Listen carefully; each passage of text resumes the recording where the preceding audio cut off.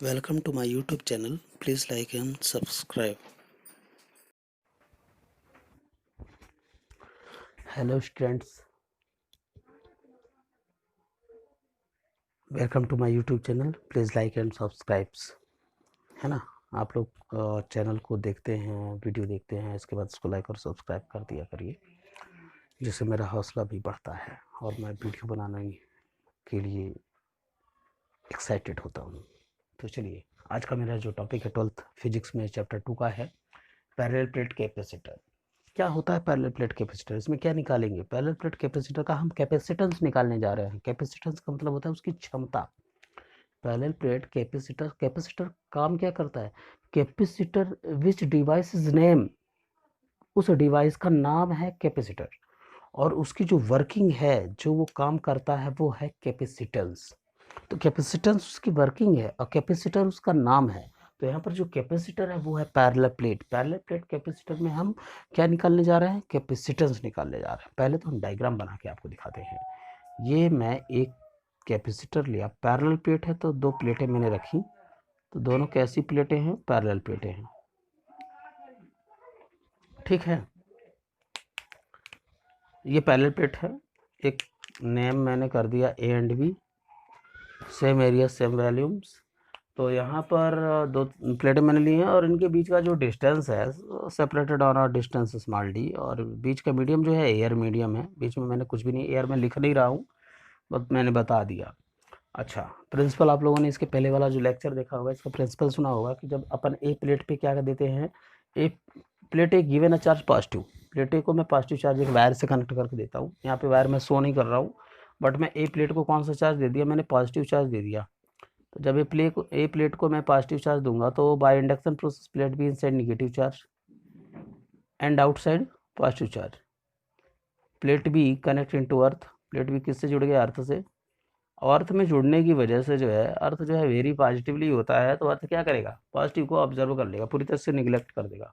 तो plate B में positive खत्म हो जाएगा। तो प्लेट बी में क्या बचेगा? वनली निगेटिव बचेगा। निगेटिव बचेगा तो प्लेट ए के पोटेंशियल को निगेटिव चार्ज जो बी का है वो कम करेगा, ए के पोटेंशियल को कम करेगा। ए का पोटेंशियल जब कम होगा तो फार्मूला हमारा होता है C is equal to Q upon V. जब पोटेंशियल कम होगा तो कैपेसिटेंस इंक्रीज हो जाएगी, बढ़ जाएगी। ये तरीका है।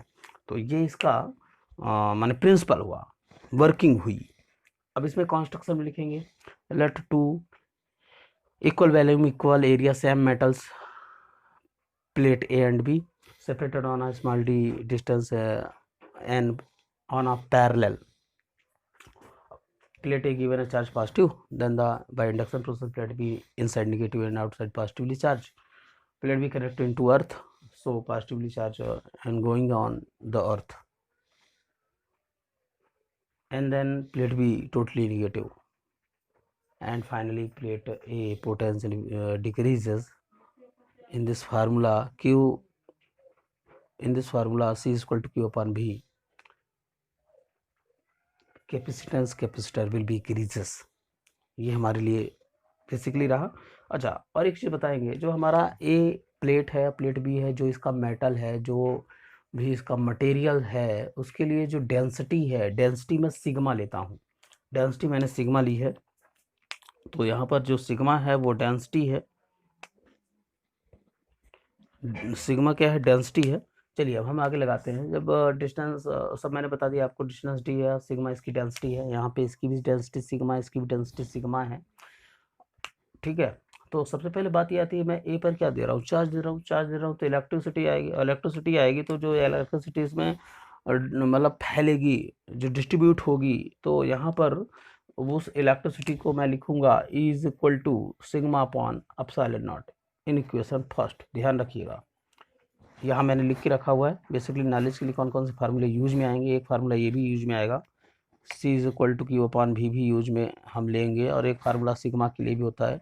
सिग्मा जो होता है, तो सिग्मा मैंने बताया चार्ज डेंसिटी है। यहाँ पर जो मेटल डेंसिटी के अंदर जो चार्ज आ रहा है, उस चार्ज की जो डेंसिटी होगी वो सिग्मा है, और charge density sigma is equal to जो होता है वो होता है चार्ज अपॉन एरिया। तो ये बेसिकली ये ऐसे फार्मूलेस हैं जिनका यूज हम यहाँ पे करने जा रहे हैं।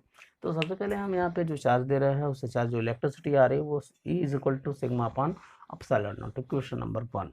और इसके बाद हम यहाँ पे ये बताएंगे कि यहाँ पर जो आपने चार्ज दे रखा है, एक चार्ज का ये फार्मूला होता है। अगर बाय पोटेंशियल पे देखा जाए तो चार्ज का फार्मूला होता है E=V/D होता है, एक ही हो गया फार्मूला। ये भी है इलेक्ट्रिसिटी का फार्मूला, ये भी है, ये तो ठीक है। अब यहाँ पे E=V/D, वी का मैंने यहाँ पे यूज इसलिए लिया, इस फार्मूले का यूज इसलिए गया क्योंकि पोटेंशियल ना मतलब ए का पोटेंशियल कम हो रहा है, इसलिए पोटेंशियल का फार्मूला, तो पोटेंशियल हम निकालेंगे। वैसे भी आपको पता है कि कैपेसिटेंस निकालना है तो कैपेसिटेंस फार्मूला Q/V होता है, तो यानी भी चाहिए, भी मिल जाए तो भी की वैल्यू रख देंगे तो C आ जाएगा। भी की वैल्यू निकालने के लिए E=V/D यूज करेंगे, तो यहाँ V=ED हो जाएगा। E की वैल्यू आपको मिली है, put the value in equation first से E की वैल्यू रख दोगे तो σ/ε0 × D, ये बन गया V की वैल्यू। ठीक है, ये V की वैल्यू मिल गई आपको। सिग्मा, अब यहाँ पे जो सिग्मा है, अब आपको यहाँ पे पता होना चाहिए, यहाँ पे आप लिख सकते हो, बट सिग्मा = क्या होता है, सिग्मा = होता है Q/A। ये आपको बेसिकली पता है, पीछे पढ़ाया हुआ चार्ज डिस्ट्रीब्यूशन में, चार्ज डिस्ट्रीब्यूशन पीछे बताया गया है, और वैसे भी आपकी बुक्स में है, आप देख सकते हो। चार्ज डिस्ट्रीब्यूशन 3 तरह से होता है, लीनियर के लिए सिग्मा होता है, और एरियाज के लिए, वैल्यूम्स के लिए, तो इस तरह से चार्ज डिस्ट्रीब्यूशन 3 तरह से होता है। तो यहाँ पे आप सिग्मा की वैल्यू रखोगे तो V सिग्मा की वैल्यू है Q/A, ε0 भी है डिनोमिनेटर में, × D, ये वैल्यू मिल गई V की, है ना, ये मिल गया। अब हमको चाहिए क्या, कैपेसिटेंस। देन C क्या होता है, Q/V होता है, फार्मूला होता है कैपेसिटेंस का। V की वैल्यू ये है, question number 2, put the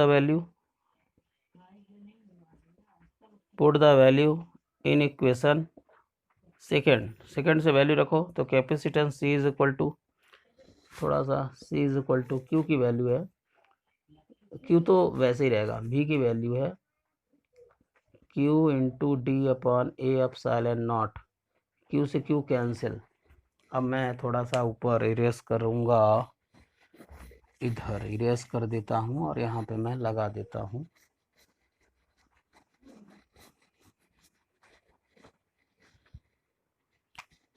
Q cancel हो गया, तो ये बना आपका C ये रेसिप्रोकल हो जाएगा, ऊपर जाएगा तो A/ε0/D। सिंपली फार्मूला है फैरेड। किसकी यूनिट है, फैरेड, कैपेसिटेंस की यूनिट है फैरेड, तो C की जो वैल्यूज आई वो फैरेड में आएगी। तो इस तरह से हम प्रॉब्लम इसको सॉल्व करेंगे। सबसे पहले प्लेट कैपेसिटर का अगर कैपेसिटेंस निकालना है तो हम बताएंगे, चार्ज जब प्लेट को देते हैं, चार्ज का = होता है σ/ε0, चार्ज डेंसिटी /ε0। ε0 यहाँ पर क्या है, ε0 जो है, जो एयर मीडियम है, एयर मीडियम के लिए यहाँ ε0 यूज किया गया है। हर किसी के लिए अलग अलग ε0 की वैल्यू होती है ना।